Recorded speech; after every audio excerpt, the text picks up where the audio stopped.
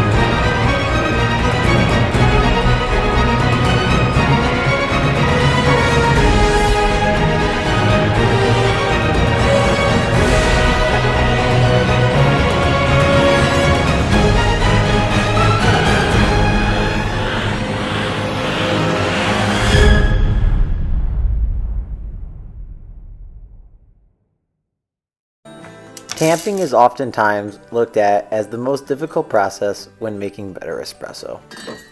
Because there are so many videos and opinions out there on the web, this makes for so much confusion in the coffee community.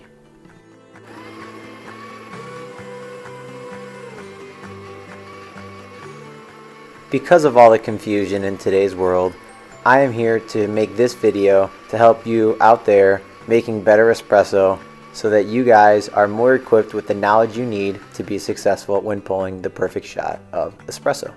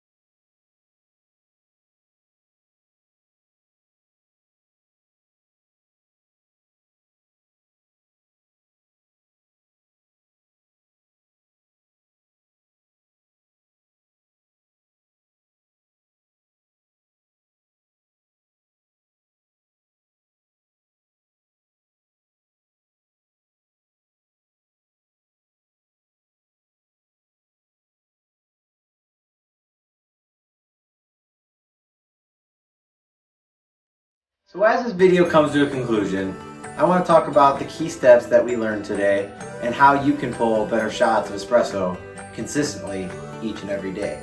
So first, it's very important to note that you always want to make sure you keep your coffee grounds in your portafilter basket level. You could dose the perfect amount of coffee and still get an under or over extracted shot. When keeping the coffee grounds level, or the puck in the portafilter basket level, this will ensure a nice, clean, and even extracted shot, which is going to lead to a great tasting espresso in the end. So this brings us right into step number 2, a distribution tool. I would say a distribution tool is one of the most important tools to have when pulling shots of espresso from home. So one big thing, you can get these anywhere. This is actually from Crema. It's not as high level as OCD and stuff that you can find. However, I believe they all work fairly good. One big thing to note with the distribution tool, and one key reason why you should own one in your espresso bar, is it has these little notches. And what that does is when this goes into the portafilter basket, it allows even distribution of the coffee grounds inside your puck, which will lead to better tamping and it'll set you up for more success for an even and extracted shot. So this leads us into step number 3. Step number 3, which is extremely important, is to declump your coffee grounds within the portafilter basket. And one big reason that this could be is if you don't have a commercialized grinder or a grinder that is up to par, what can happen sometimes is it doesn't give you a uniform dosing of grounds. So it's very uneven when it comes to the grind setting. You could be at the best grind setting, but you're getting clumps. And what these clumps do, they allow for channeling when you're going to distribute and tamp your puck, which could lead to an over or under extraction in certain parts of the puck. So a huge thing is a declumping tool. I just use a stylus tool for coffee and it works extremely well, but you can buy tools that are specifically made for this. Now we move to step 4. Step 4 is about tamping. Tamping pressure is something that's widely controversial throughout the coffee community. Some say that you have to have 30 pounds of pressure, some say you have to have 10 pounds of pressure. Some people say that tamping pressure does not matter when pulling your final shot of espresso. However, I have always noted 30 pounds. That's kind of something that I've gone by, but I more so go by feel. I don't try to measure how hard or how much pressure I'm putting onto the actual puck. One thing that I've learned that's been helping me and hopefully can help you guys at home is when I take my shot, or when I get ready to prepare my shot of espresso in my puck, I kind of hold my tamper like a doorknob. So I'll put my index finger and my thumb at the very edge of the tamper. So what I will do is I will use this as leverage for when I come down. Some people will put the spouts, which are these right here, and they will lay the spout straight onto the tamping mat while tamping. So I recommend that there's actually, if you own a Breville Barista Express, there's a flat surface here. I recommend that you take that flat surface and you just butt it straight up, and I'll show you guys a close-up here. So the reason I suggest to butt it up to the mat itself on the flat surface is because it's going to allow you to get that leverage, and also it's going to allow you to tamp and make sure that you're getting the most even tamp as possible, which we all know that tamping evenly is extremely important when wanting to pull a perfect shot of espresso.